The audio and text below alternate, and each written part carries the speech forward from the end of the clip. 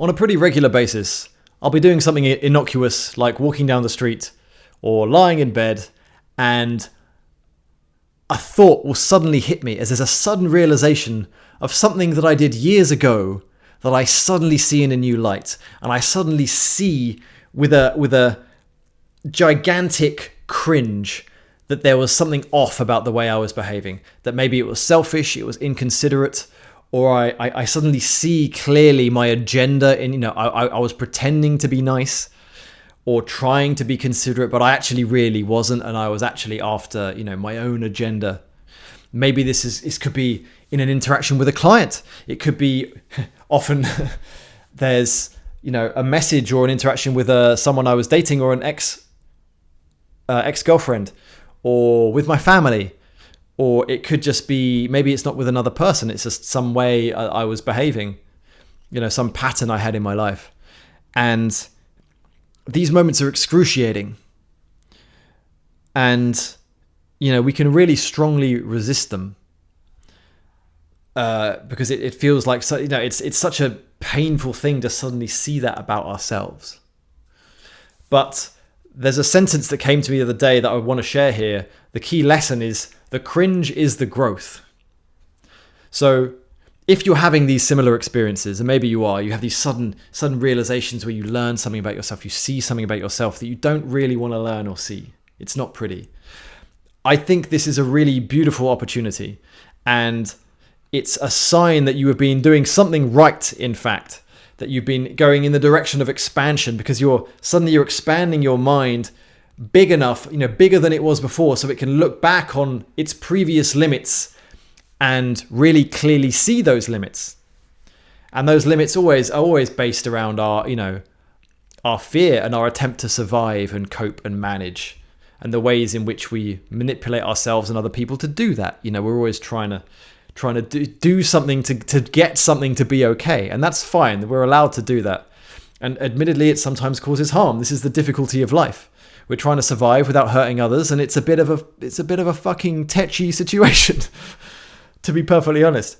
But the cringe is the growth. If you're looking back at these moments and you're able to see this and feel that cringe, as painful as it is, that's a sign you're going in the right direction.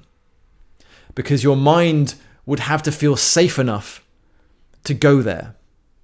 If it doesn't feel safe enough, if it doesn't feel, your mind won't start bubbling these bits to the surface until that kind of safety and that growth is in place.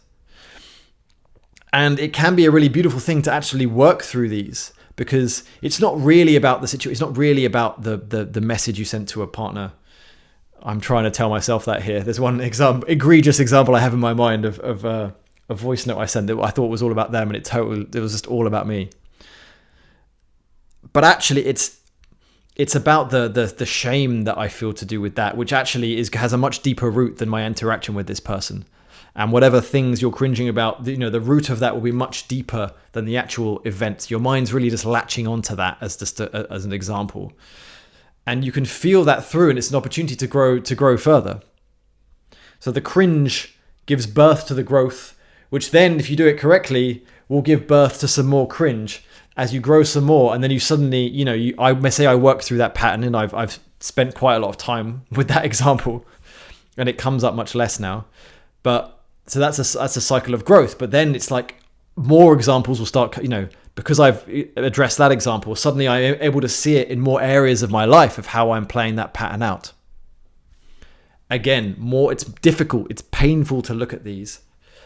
But it's, again, another opportunity to acknowledge something, to simply acknowledge a pattern in ourselves, our own selfishness in its various manifestations. And that selfishness is okay. You don't need to judge it. Everyone has that. It's how we need to survive. And paradoxically, can you see how the selfishness even leads to the selflessness?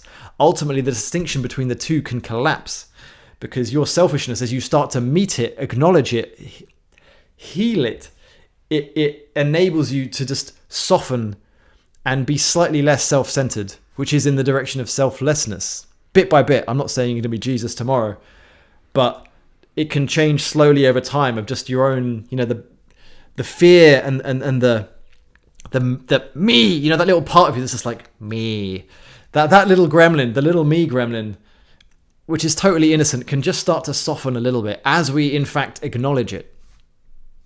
So the cringe here is an opening to the growth, which leads back into the cringe, and it's a painful cycle, but it's a beautiful one. So this is just a short little message to give you that, if you're noticing these cringes, these little insights you're having about yourself, it's, you're not bad, you're not wrong. This is part of the process, it's part of the growth.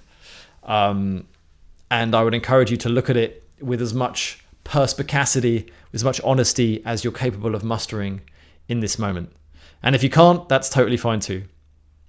That'll do for today. And peace out. See you later.